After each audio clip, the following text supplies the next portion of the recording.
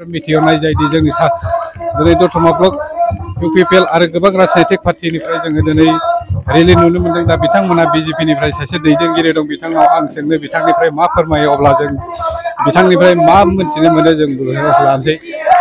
दानि रेलिनि सोमोन्दै बिजेपिनिफ्राय मा बुंनो सानदों?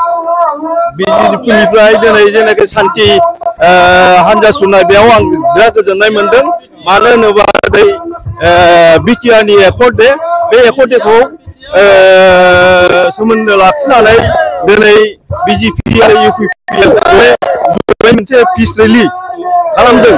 फैगोन इलेक्सनखौ लानानै एनडिएनि सरकारा जा गोजौनिफ्राय जायखौ केन्डिडेट हिसाबै हरगोन बेखौ देरहाहोनायनि थांखि लानानै दिनै जेनाखि हान्जा सुरनाय, बे हान्जा सुरनाया मोनसे जाफुंसारनाय आरो बेनि थारैनो जोङो रायजो राजानो जों मोनसे मेसेज हरनो लुबैदों।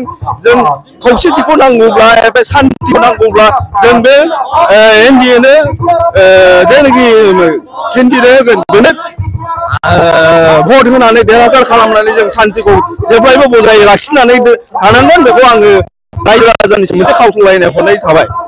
आरो कम्बाइननि गेलेबाय थागोन नामा? बे जोंनि हाइ लेभेलनि डिसिसन, बे उनावहाय मा जायो बेखौ बुंनो हाया, खिन्थु दा एसे एलायन्स हिसाबैनो जोङो खौसेयैनो गेलेगोन बेखौ गोजौनिफ्राय जोंनो निर्देश हरदों। आंनिफ्राय सोंनानै गोबां मोनथिबाय जों बिथांमोननिफ्राय, बिजेपि आरो इउपिपिएलनि दैदेनगिरिनिफ्राय जों मोनथिबाय आरो गोबां जों बिसोरनिफ्राय सोंनानै मोनथिबाय। दिनै सान्थि आरो खौसेथिनि रेलिनि थाखाय बेखौनो मोनथिनाय जाबाय। गोजोननाय थाबाय।